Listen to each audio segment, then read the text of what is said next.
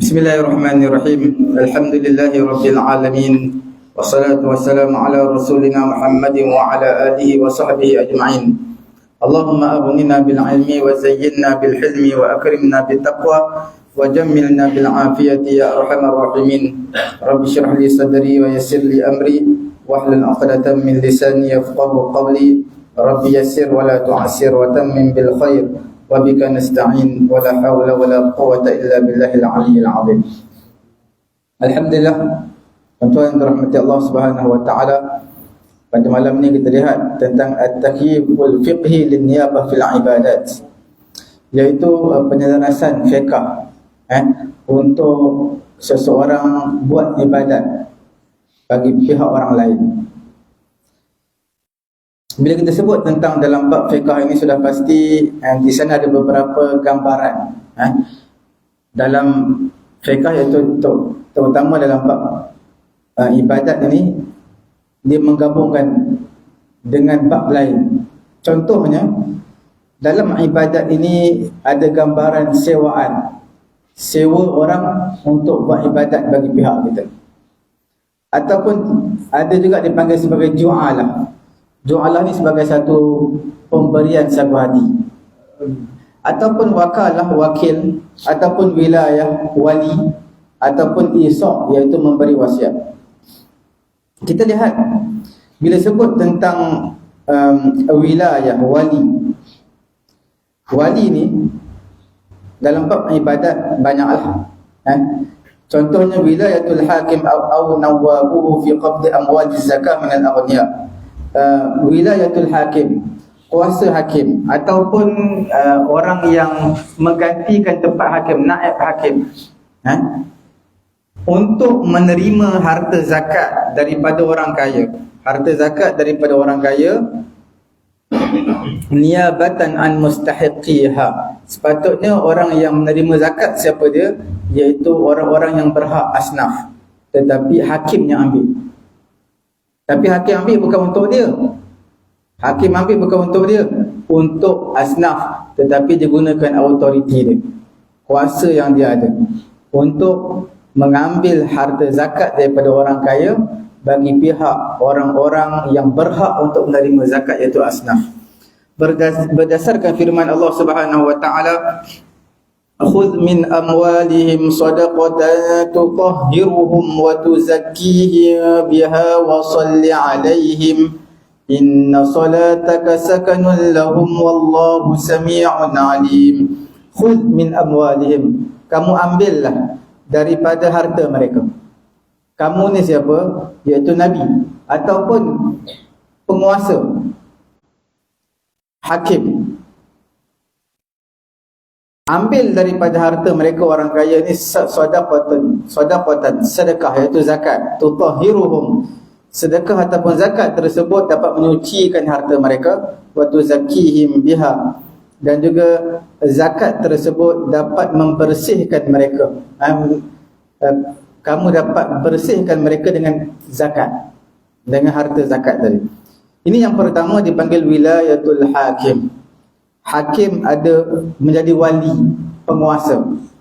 Ada yang kedua dipanggil wilayatul ab, ayah yang menjadi wali.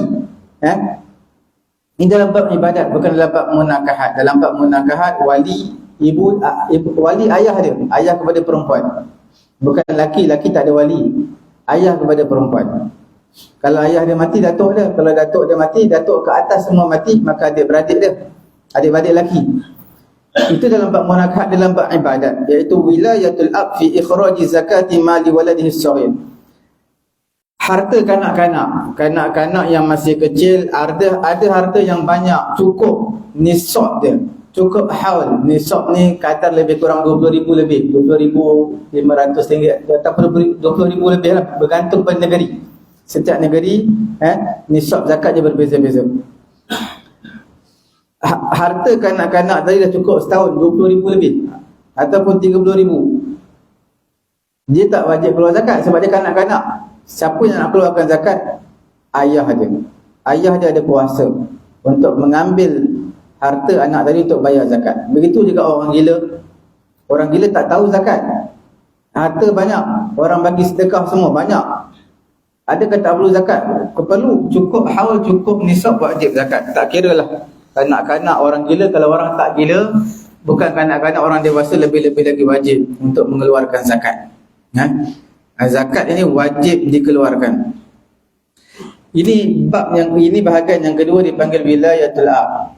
Kanak-kanak macam mana nak keluar duit, dia budak lagi, ayah dia, penjaga dia yang perlu bawa keluar duit. Bittifaqil fuqaha fi zakati zuru' wa thimar. Dalam bab zakat buah-buahan, zakat zuru', tanaman seperti padi ke, ini semua, padi, gandum, ini semua adalah sepakat di kalangan ulama empat mazhab menyatakan wajib zakat. Mengenai dengan zakat selain daripada tanaman ataupun buah-buahan, itu menjadi perbezaan pendapat di kalangan ulama, tetapi pendapat majoriti di kalangan ulama, wa kadzalika fi sa'iri asnafi amwaliz zakah. Majoriti di kalangan ulama, mereka kata apa? Mereka menyatakan semua harta, tak kira harta simpanan, harta pendapatan, zakat pendapatan, simpanan, ataupun zakat apa pun, emas, semua dikeluarkan zakat. Termasuk mazhab Syafi'i kita, melainkan mazhab Hanafi, berbeza sikit pendapat mereka. Nanti kita akan bincangkan. Jadi pertama adalah wilayatul hakim. Hakim ada autoriti untuk mengambil harta zakat daripada orang kaya. Yang kedua adalah wilayatul ab, iaitu ayah ada kuasa untuk keluarkan zakat anak-anak dia bila dah cukup haul ataupun nisab, haul dan nisab. Dan yang ketiganya adalah itu dalam bab wilayah, wali, penguasa. Yang kedua dipanggil wakalah, wakil. Ulama fiqh menggunakan lafaz wakalah dan juga taukil, mewakilkan ini dalam bab ibadat maliyah, ibadat berbentuk harta.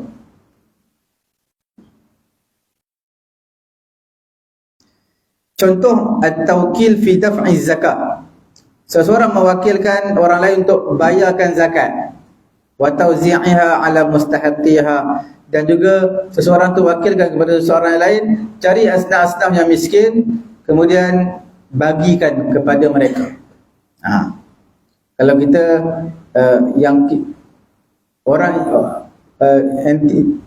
entiti yang kita percayai, siapa yang pejabat zakat lah, kita bayar, kita bagi zakat kepada dia yang akan mengkaji dan juga meneliti siapa yang layak untuk menerima zakat. Dia akan bayar, dia akan berikan wang zakat tersebut.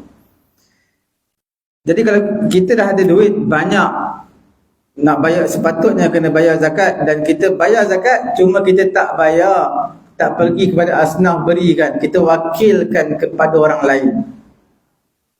Orang lain tu berikan ke pejabat zakat, boleh?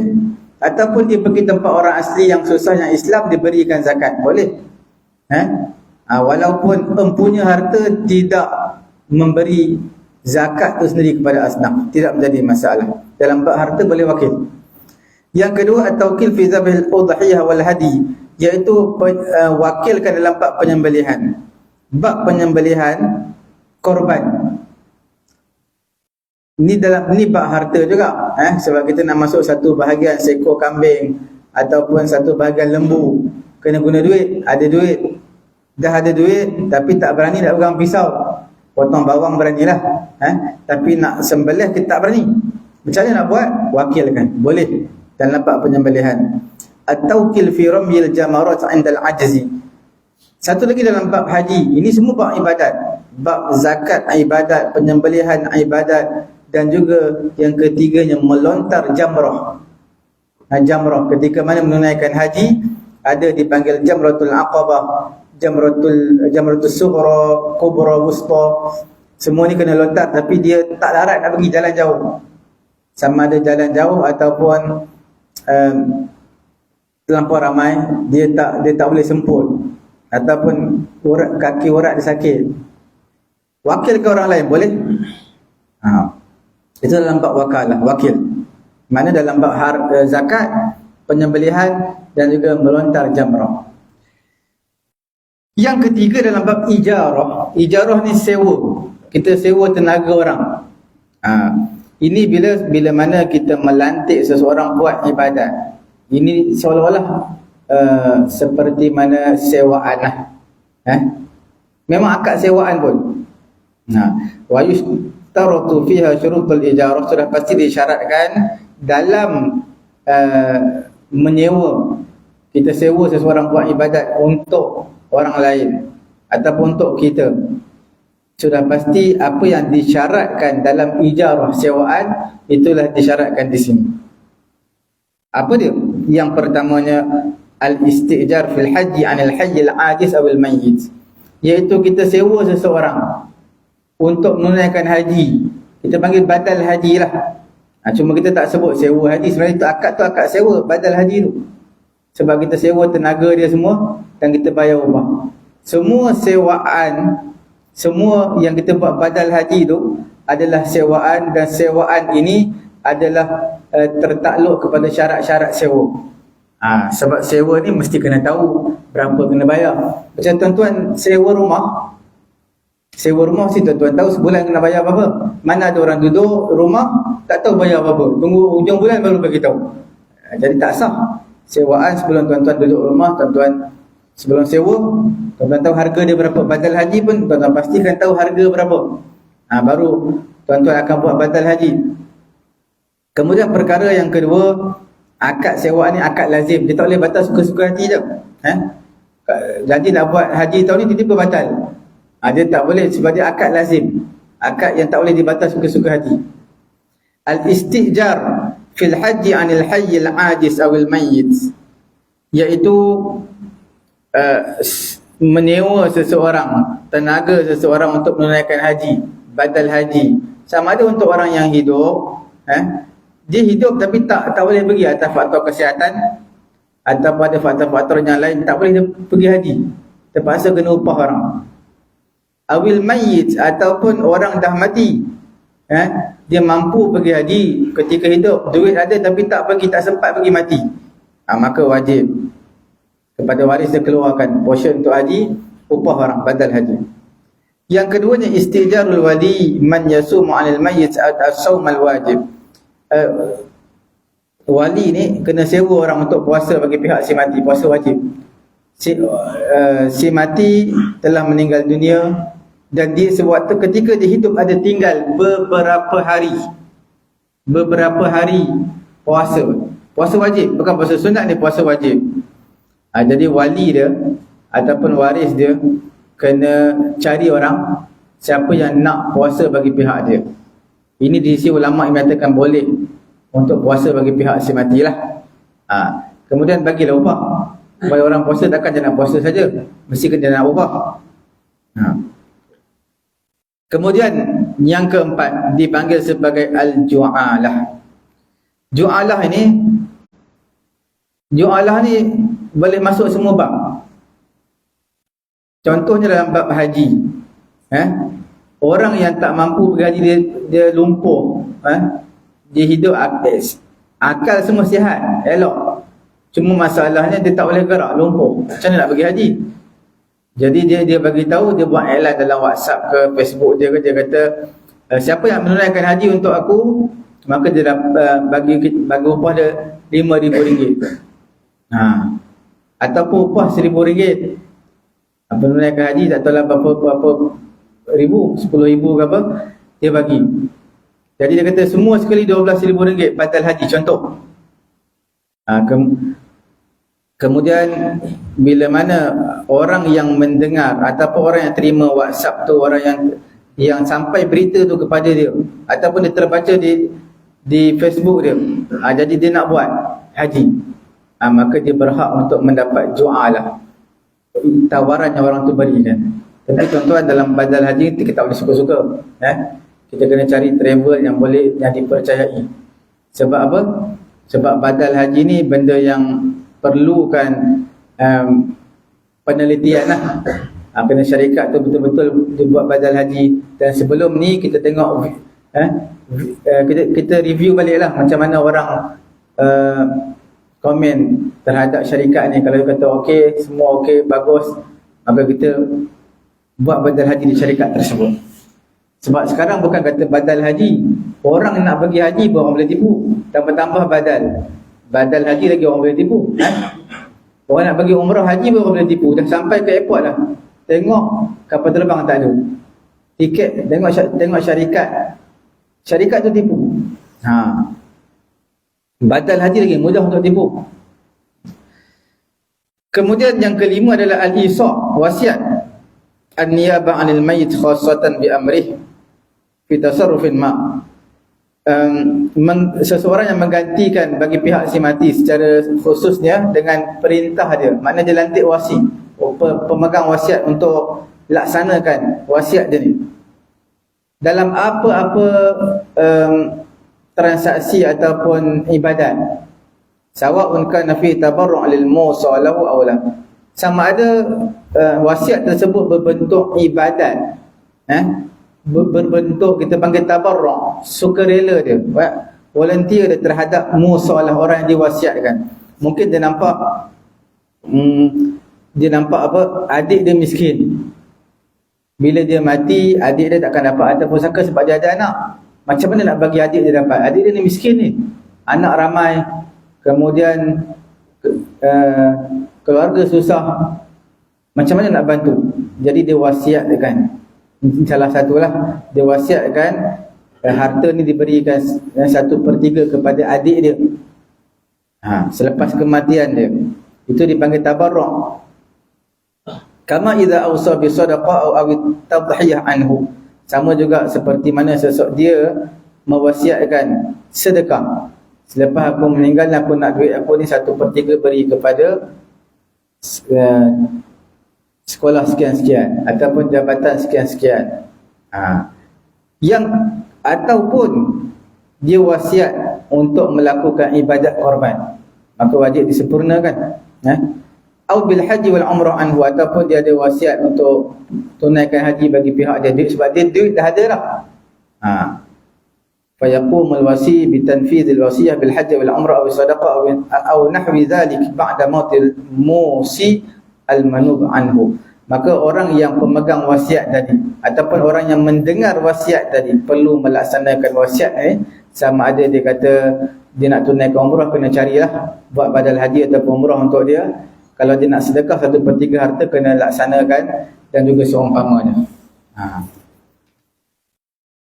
Kemudian kita lihat bila sebut tentang wasfus syar'i, al-wasfus syar'i, sifat syarak, ada dua makna. Yang pertamanya dikembalikan kepada taklif dengan perbuatan, pertanggungjawaban sembahyang puasa tu dengan melaksanakan puasa, solat. Itu dipanggil hukmut taklifi. Al-hukmut taklifi.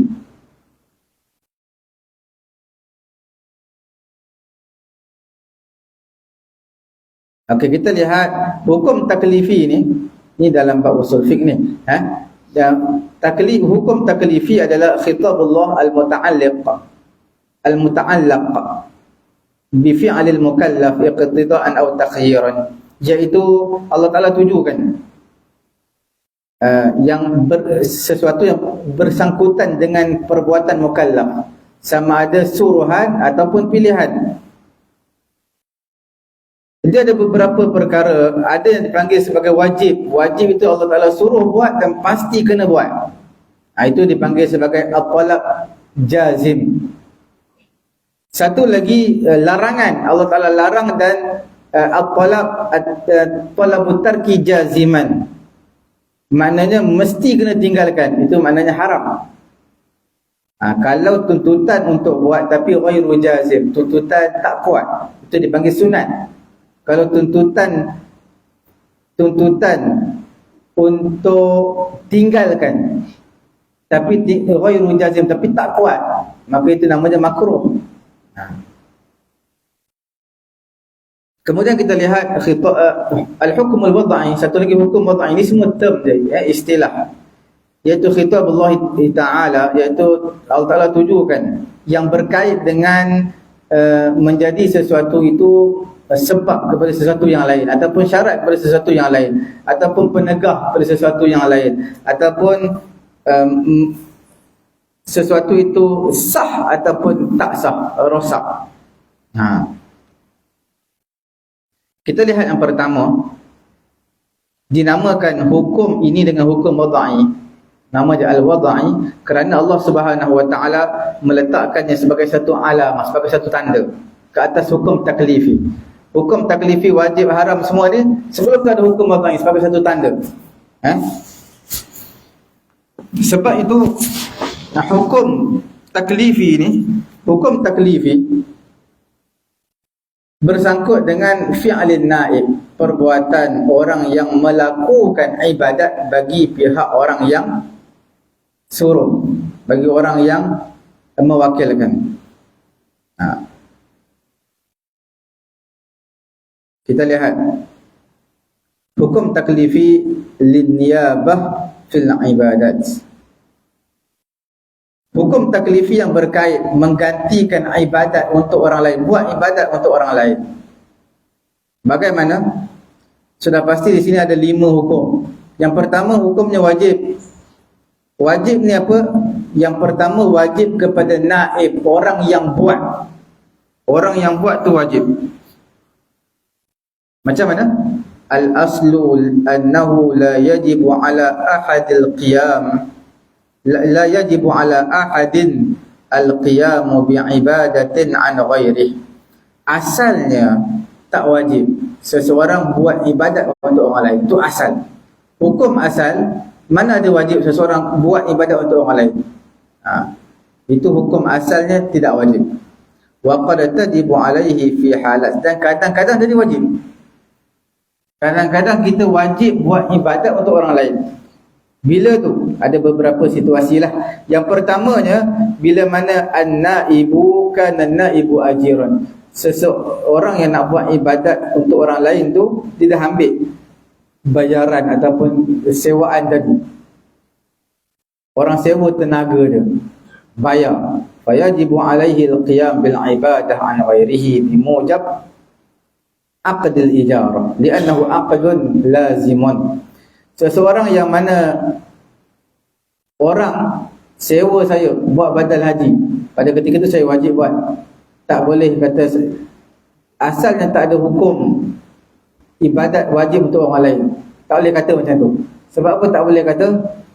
Kerana itu hukum asal. Tetapi bila kita dah ambil sewaan, orang nak bayar kepada kita untuk buat badal haji, hukumnya wajib untuk kita laksanakan buat. Kama fil istijar fil hajj, idh yajibu 'ala al-ajir al-ityan bi hajjin sahihin 'ala al-mahjuj anhu, iaitu wajib kepada saya melaksanakan haji, badal haji kepada orang yang saya ambil upah daripada dia. Perkara yang kedua, idza kana an-naibu wasiyan, apabila orang yang naib, orang yang buat, yang melaksanakan sesuatu, itu adalah wasi, pemegang amanah. Fayajibu alaihi an yanfuz al-wasiyah, wajib kepada dia untuk melaksanakan wasiat. Apabila wasiat tadi, idza kanatil ibadah al-musa biha maliyah, apabila benda ibadat yang diwasiatkan itu adalah berbentuk harta, wajib dilaksanakan. Dan juga si mati ada meninggalkan harta 1/3.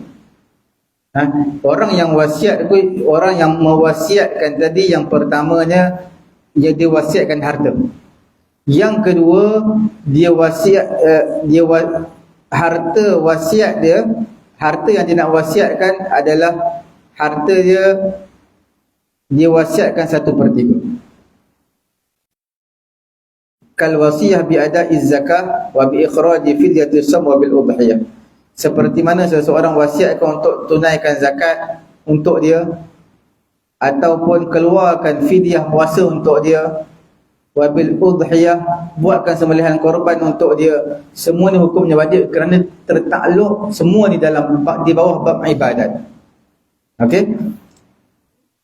Kemudian inilah pendapat yang dipegang di sisi ulama Hanafi dan juga Maliki fil jumlah. Wa inda ghairihim, di sisi selain daripada ulama Hanafi Maliki, yajibu 'alal waris ikhrajuha min ghairi wasiyah. Wajib kepada waris mengeluarkan harta si mati tadi walaupun dia tak wasiat. Ini dalam bab apa? Dalam bab zakat, dalam bab fidyah puasa. Dalam bab fidyah puasa, dalam bab zakat, si mati tak wasiat pun, maka wajib waris mengeluarkan daripada harta si mati tadi. Walaupun dia tak meninggalkan wasiat, wajib keluarkan. Portion yang sepatutnya kena bayar zakat, portion yang sepatutnya kena bayar fidyah, untuk fidyah dia tinggalkan puasa ketika hidup.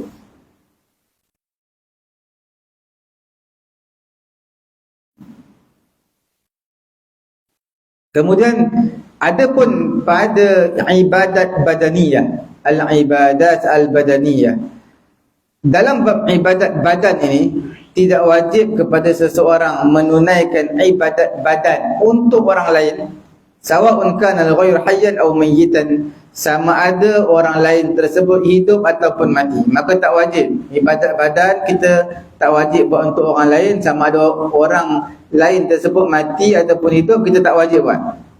Bi khilafi zahiriyah alladhina zahabu ila an innahu yajibu ala awliya'il mayyit ada al-ibadah al-badaniyah 'anil mayyit.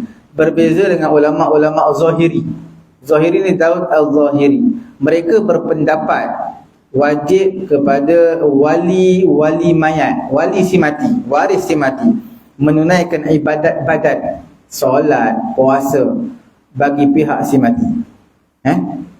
Ausa biha aula, sama ada si mati meninggalkan wasiat ataupun tak tinggalkan wasiat, wajib kepada waris untuk solat dan juga puasa bagi pihak si mati. Ini pendapat ulama Zahiri. Taraka malan aula, sama ada dia tinggalkan harta tak tinggalkan harta, wajib semayang puasa bagi pihak si mati. Fa illam yaf'alu, kalau waris tak buat maka berdosa. Ini pendapat Daud al-Zahiri, bukan pendapat ulama Syafi'i. Wa wajaba alaihim an yasta'jiru man yu'addiha anhu, dan wajib kepada waris tadi upah orang lain untuk menunaikan puasa dan juga solat untuk si mati. Ini pendapat dalam ulama al-Zahiri dalam kitab Al-Muhalla karangan Ibnu Hazm. Okey, kita lihat itu dari sudut an-naib.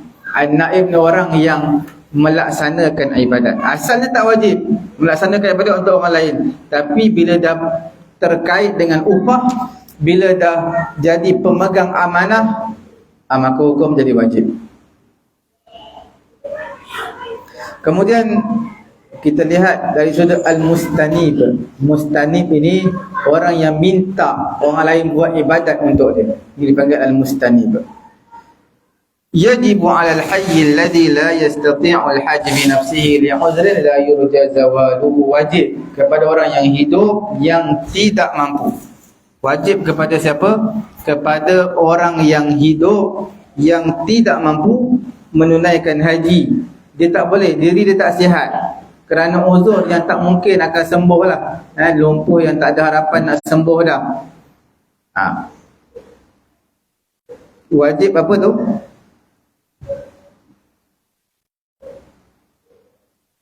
Wa kana yamliku zat, dan juga dia memiliki bekalan dan juga tunggangan, maknanya memiliki nafkah lah, duit ada, kesihatan tak ada, nak pergi haji. An yastaniba, maka wajib kepada dia wakilkan orang lain untuk buat haji bagi pihaknya ketika dia hidup. Boleh. Inilah pendapat majoriti di kalangan ulama, termasuk mazhab Syafi'i kita, termasuk mazhab Hanafi dan juga mazhab Hanbali. Maknanya boleh menunaikan haji untuk orang yang masih hidup, yang tak ada harapan nak sembuh dah. Tak perlu tunggu mati. Kemudian tajibul istinabah indal malikiyah. Di sisi ulama Maliki, dia kata wajib istinabah, upah orang lain, fi daf'iz zakati lil fuqara, pada memberikan zakat kepada fakir miskin. intayaqqanal muzakki min nafsihi ar-riya. Kalau orang yang nak membayar zakat tu dia takut riak. Takut dia bagi zakat, takut nampak dengan riak dia. Ataupun dia tak tahu siapa asnaf zakat. Maka pada ketika tu hukumnya wajib dia wakilkan kepada orang lain. Untuk pengetahuan tuan-tuan mengenai dengan zakat, tak ada istilah riak sebenarnya. Sebab zakat ni wajib. Riak ini benda yang tak wajib kita nak buat. Itu jadi riak. Contohnya tuan-tuan tak wajib pun bagi derma dekat surau masjid. Tapi tuan-tuan bagi. Surau ni RM1,000, masjid ni RM2,000. Tuan-tuan tak wajib bagi pun, tapi disebabkan tuan-tuan nak bagi sedekah, tuan-tuan bagi. Itu mungkin boleh timbul riak, tapi zakat tak mungkin timbul riak sebab dia wajib. Tuan-tuan semayang fardu zuhur tak nak semayang takut riak, itu wajib. Cuma dalam mazhab Maliki kalau takut riak wajib wakilkan orang lain untuk bayar zakat. Sebab bayar zakat ni tak perlu lafaz pun, niat dalam hati je. Kita jumpa orang susah, contoh kita bayar ke pejabat zakat satu jumlah, pejabat zakat akan bagi portion untuk kita sikit, untuk kita bagi kepada waris-waris kita, orang-orang yang terdekat kita yang miskin. Jadi kita bagi sendiri. Tak perlu lafaz pun. Nampak orang susah kita bagilah, terutama kaum kerabat kita. Itu mengenai dengan wajib. Sunat atau istihbab binisbati lin-naib, orang yang menunaikan ibadat, yustahabbu lin-naib al-qarib as-sawmu 'anil mayyit bi nafsihi 'inda Syafi'iyyah wal Hanabilah. Di sisi ulama Syafi'i Hanbali, dia kata apa, disunatkan bagi kaum kerabat ataupun waris dia lah, disunatkan apa, puasa bagi pihak si mati. Dia sendiri puasa. Ayah dia meninggal, dia sendiri puasa bagi pihak si mati. Tak perlu wakilkan orang, tak perlu bagi upah kepada orang suruh puasa. Itu yang terbaik. Kemudian yang keduanya adalah yustahabbu lil mukallaf an yahujja an walidayhi al-mayyitaini idza lam yahujja fi hayatihima wa lam yajib alaihim al-hajj. Disunatkan bagi seorang mukallaf yang dewasa menunaikan haji untuk ibu bapa dia yang telah meninggal dunia apabila mereka dua belum lagi menunaikan haji ketika mereka hidup, sedangkan tak wajib pun haji ke atas mereka berdua. Ibu ayah kita dah meninggal, dia tak senang pun, tak ada pun duit nak pergi haji, tak ada duit pun ketika dia hidup nak pergi haji. Bila mereka dua dah meninggal, kita sebagai anak, kita buat untuk ibu dan ayah kita, itu sunat. Bukan wajib. Sebab apa tak wajib? Sebab dia ketika dia hidup dia miskin, ibu ayah kita. Ketika dia hidup dia miskin, memang tak wajib haji lah. Tapi kalau ketika hidup dia ada duit banyak, cukup, cuma dia tak berkesempatan nak pergi, kemudian mati, itu anak wajib pergikan haji untuk dia. Tak semestinya anak lah. Anak wakilkan orang lain pun boleh, tapi wajib lah kena buat haji untuk dia. Kemudian binisbati lil mustanib, bagi orang yang mewakilkan pula kepada orang lain, tustahabbu 'indal malikiyah al-istinaba fi daf'i zakah lil fuqara. Di sisi ulama Maliki dia kata sunat untuk lantik orang lain bayar zakat untuk pihak dia. Mana duit dia banyak nak bayar zakat, panggil orang dipercayai bayarkan zakat untuk dia. Untuk ini mungkinlah untuk mengelakkan riak kepada Allah Subhanahu wa taala alam dalam mazhab Maliki.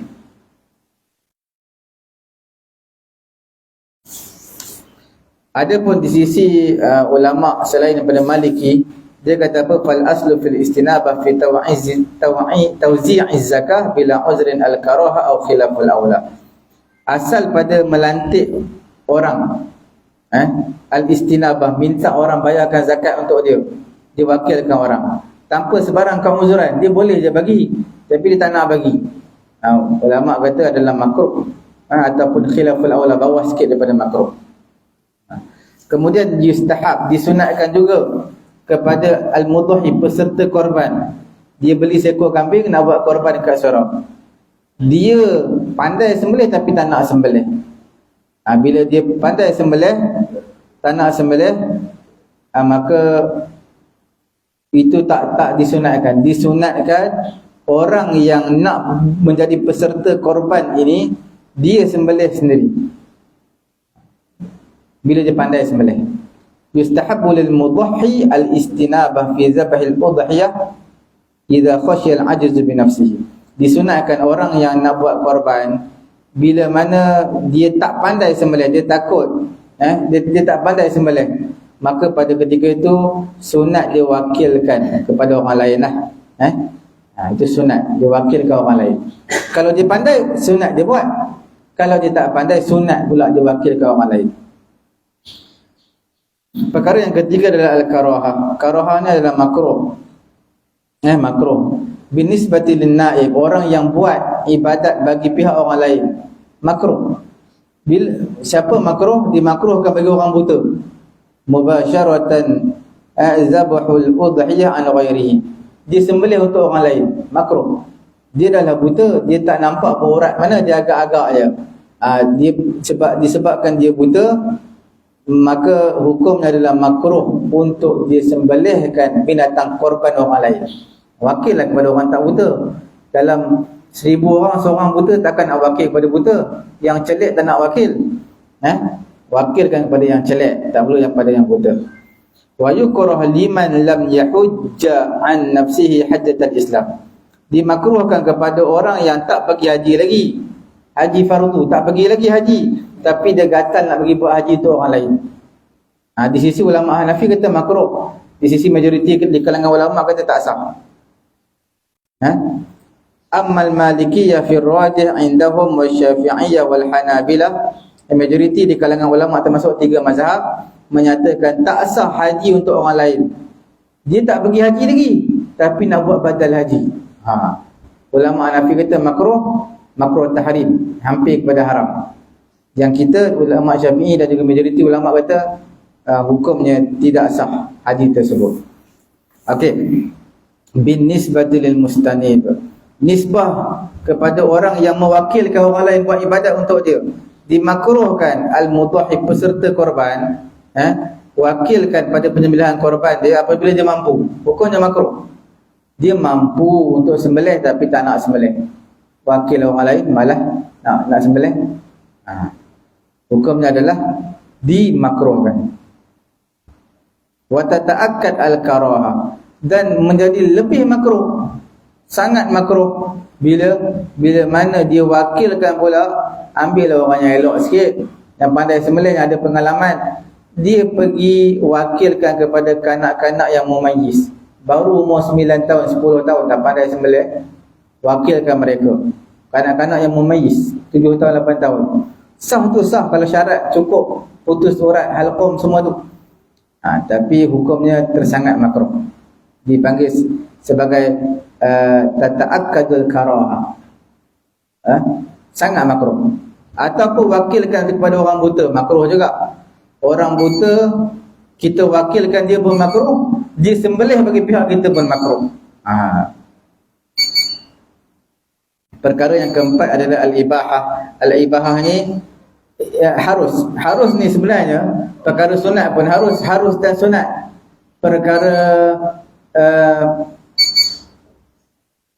Perkara makruh pun harus juga, harus dan makruh. Maksudnya harus ni boleh buat, makruh kan boleh buat tapi makruh lah. Sunat pun dituntut untuk buat. Tapi dalam tu ada keharusan juga untuk ditinggalkan. Perkara yang kelima adalah al-hurmah. Hurmah itu adalah haram. Haram istinabatus sururah man lam yahujja an nafsihi hajjatul Islam fil hajj. Dia tak pergi haji lagi. Dia tak pergi haji lagi, tapi dia nak buat haji untuk orang lain. Yang kita bagi tahu di hukumnya haram. Sawa'un istinabahul hayyil ajiz liyahujja anhu, sama ada orang yang hidup yang lemah minta dia buatkan.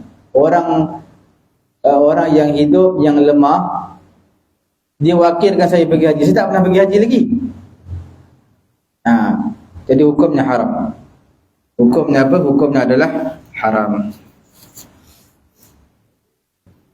Kemudian au istinabahul waris liyahujju anhu al-mayyit, ataupun waris yang melantik seseorang yang tak pernah pergi haji, suruh dia pergi haji untuk arwah ayah dia, arwah mak dia, maka hukumnya adalah haram.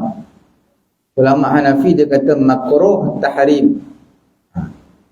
Makruh yang hampir, makruh tahrim ni maknanya larangan juga, tapi larangan yang tak ada nas daripada Quran.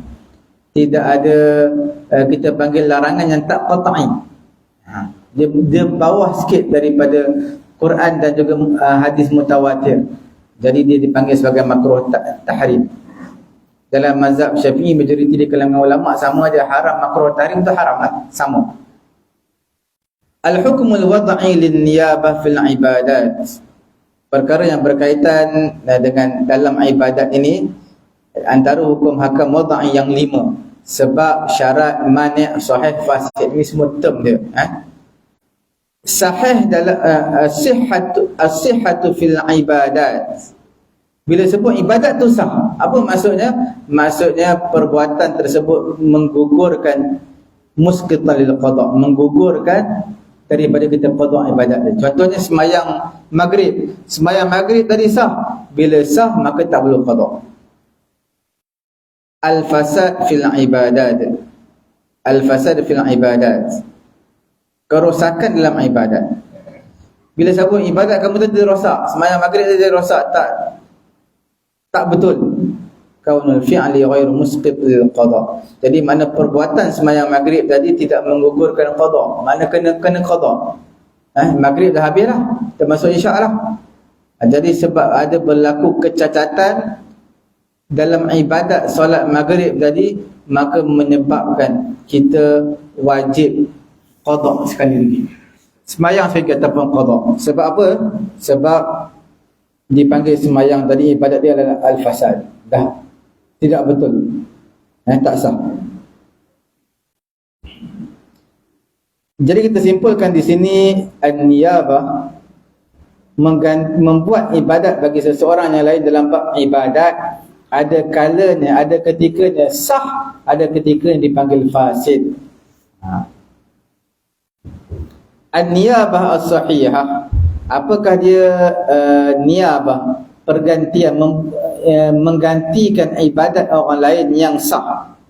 Hiya allati tatarattab 'alaiha atharuha min isqat at-taklif 'anil manub anhu wa ibra'i zimmatihi minha. Bila mana kata saya buat ibadat untuk orang A, maka ibadat saya sah. Bila sah ibadat saya, bermaksud orang tersebut gugurlah tanggungjawab yang sepatutnya dia kena buat. Contoh, orang A dia kena puasa tapi dia dah mati, maka waris dia bagi duit kepada saya, puasa untuk ayah yang telah meninggal dunia, maka puasa saya sah. Maka gugurlah taklif, tanggungjawab bagi pihak orang yang telah meninggal dunia tadi, dan dia bebas, dia tidak dibelenggu dengan apa-apa tanggungjawab lagi, sebab saya dah buat untuk dia. Wa takunun niyabah, jadilah an-niyabah itu sahihah. Makna mewakilkan ibadat tu ibadat yang sah apabila sempurna syarat-syarat yang dituntut, syarat-syarat naib, orang yang nak melakukan, syarat-syarat al-manub anhu, orang yang nak dilakukan ibadat untuknya, syurutul manub fih, dan juga syarat apa tu? Syarat al-manub fih, iaitu syarat ibadat itu sendiri, dia boleh diwakilkan ataupun tidak. Apabila tak sempurna an-niyabah, tak sempurna pergantian tadi, syarat-syarat yang dituntut tak sempurna, maka hukumnya tak sah, batal hukumnya, tak sah.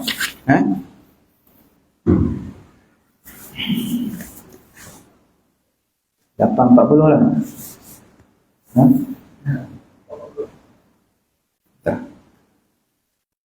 Nanti kita akan tengok dari sudut syarat-syarat yang umum dalam bab ibadat inilah. Sudah pasti kalau saya nak buat ibadat untuk orang lain, ada syarat-syarat saya. Orang yang nak suruh saya buat ibadat, dia pun ada syarat-syarat dia juga. Ibadat yang nak buat pun kena ada syarat kan. Ibadat apa yang boleh buat, ada yang tak boleh buat. Cukup sekadar itu dulu. Mudah-mudahan Allah Ta'ala beri kefahaman kepada saya dan juga tuan-tuan. Ada apa-apa soalan? Ya. Mana badan hati yang sudah ditipu, padahal kita tak tahu. Sah tak? Kalau badal haji yang ditipu tak sah, sebab dia belum buat. Sebab kita ditipu, bila ditipu kita, contohnya seseorang tu sakit, lumpuh, dia keluarkan duit dia dan dia percaya kepada seseorang tu. Tengok-tengok seseorang tu tipu dia, maka dia kena keluarkan duit lagi untuk buat badal haji yang betul. Kalau tak tahu tak apalah. Kalau tak tahu tak apa. Sebab tu sebelum kita pilih syarikat yang betul-betul dipercayai badal haji, kita kena tengok elok dulu, pilih betul-betul, tanya orang dulu, review, tengok dekat mana Google, tengok syarikat ni macam mana sebelum ni. Kita pergi office dia, tengok macam mana, tanya dengan dia semua. Kalau kita dah betul-betul percaya baru kita buat. Jangan kita lepas tangan je. Bila kita lepas tangan bermaksud kita tak ada usaha lah. Usaha untuk kita tak ada usaha untuk kenal pasti sesuatu. Sebab tu sebelum kita nak buat sesuatu ibadat, pastikan diteliti terlebih dahulu. Jangan sampai tertipu. Sama juga macam zakat. Zakat ni tuan-tuan sepatut bayar kat pejabat zakat. Tiba-tiba tuan-tuan nak bayar sendiri. Bayar sendiri kena pada asnaf tak apa. Tak kena pada asnaf. Nampak dia, wow, kereta pun buruk je, aircon pun tak ada, pasang tingkap je. Tapi duit berkepuk dalam bank, tuan-tuan tak tahu, maka tak sah. Tak sah apa? Zakat yang tuan-tuan bagi kat dia. Sebab dia memang minat, dia memang sayang kereta dia. Kereta tu hadiah isteri, hadiah arwah isteri dia. Dia sayang betul sampai sekarang dia guna lagi. Bukan sebab dia tak ada duit, memang dia suka guna kereta tu. Jadi kena teliti betul-betul baru tuan-tuan bagi. Sebab ada orang yang suka kereta buruk, nampak baju pun compang-camping, tapi tuan-tuan tak tahu duit dia, tanah dia saja di Kuala Lumpur 4-5 biji tanah, 4-5 buah rumah tanah dia. Nampak pakai selekeh je. Jadi kena teliti betul-betul sebelum bayar zakat. Sebab ini kalau tersalah maka tak sah. Kena keluarkan balik duit. Duit lain kena keluar bayar zakat pula. Kalau kita tak tahu tak apalah, kita berserah kepada Allah Ta'ala lah. Kita tak tahu. Sebab selagi kita boleh kaji, kita teliti. Kalau lebih daripada itu bukan luar daripada kemampuan kita lah. Kita berserah kepada Allah Subhanahu Wa Ta'ala. Okey. Ada apa lagi? Ya. Niat untuk puasa gantikan puasa semati. Puasa? Gantikan puasa semati. Oh, kita niat sahaja aku, contohnya kita niat untuk arwah ayah kita. Jadi tinggal puasa pada bulan Ramadan. Jadi kita niat sahaja aku puasa qada. Bagi pihak siapa? Muhammad bin Ahmad. Kerana Allah Subhanahu Wa Ta'ala. Niat dalam hati sahaja aku puasa qada. Puasa qada nazar contohnya. Sahaja aku puasa qada nazar untuk ruh almarhum Muhammad bin Ahmad. Itu je. Kalau puasa bulan Ramadan, niatlah saja aku puasa qada bulan Ramadan untuk Muhammad bin Ahmad. Niat dalam hati je lah. Cuma kita niat dalam hati nama je siapa yang kita nak puasa. Sama juga menunaikan haji pun sama. Saja aku menunaikan haji, ihram dengannya untuk si fulan bin si fulan. Niat dalam hati je. Okey. Niat ni paling mudah. Cuma kadang-kadang bila sebut tanya orang Melayu kita, dia cukup payah. Yang datang puasa, contohnya puasa hari Arafah, kita nak niat macam mana puasa hari Arafah? Puasa hari Asyura nak niat macam mana? Tuan-tuan tengoklah puasa hari Asyura tu bila? 10 Muharram. Niat saja aku puasa sunat 10 Muharram dah habis je tu. puasa hari Arafah nak niat jangan saja aku puasa hari Arafah kerana Allah Ta'ala, atau saja aku puasa 9 Zulhijjah kerana Allah Ta'ala. Cuma niat tu kena niat lah. Cara niat, sebenarnya cara niat paling mudah sekali, kita rintas dengan hati je, tak perlu sebut apa pun. Kita tak perlu sebut bahasa Arab pun tak apa. Niat dalam bahasa Melayu je. Okey, semoga Allah Ta'ala beri kefahaman kepada kita. Tutup majlis dengan tasbih kafarah dan suratul Asr. Subhanallahumma wa bihamdihi, subhanakallahumma wa bihamdika, asyhadu an la ilaha illa anta, astaghfiruka wa atubu ilaik. Bismillahirrahmanirrahim. Wal 'asri innal insana lafi khusr illa alladhina amanu wa 'amilus solihati wa tawassaw bil haqqi wa tawassaw bis sabr. Bismillahirrahmanirrahim. Alhamdulillahirabbil alamin, wassalatu wassalamu ala rasulina Muhammadin wa ala alihi wa sahbihi ajma'in. Allahumma anfa'na bima 'allamtana wa 'allimna ma yanfa'una wa zidna 'ilma. Alhamdulillahi ala kulli hal wa na'udzu billahi min hali ahli an-nar. Wa sallallahu ala sayyidina Muhammadin wa ala alihi wa sahbihi ajma'in. Alhamdulillahirabbil alamin. Taqabbalallahu minna wa minkum.